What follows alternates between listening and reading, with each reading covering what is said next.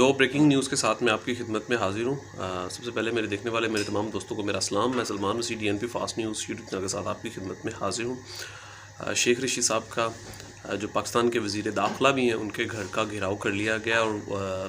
لال حویلی راولپنڈی میں مظاہرین وہاں پر کافی بڑی تعداد میں ریلی کی صورت میں وہاں پر پہنچے، اور ابھی بھی مختلف علاقوں سے جو میرے پاس اطلاعات ہیں مبینہ طور پر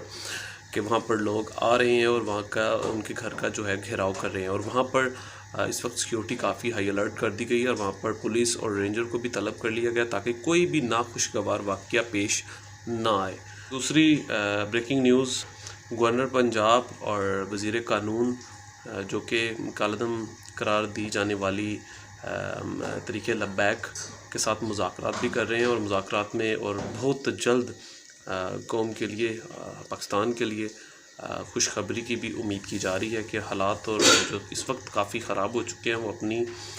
دوبارہ سے جو حالات پہلے تھے وہ بحال ہو سکتے ہیں۔ یہ بھی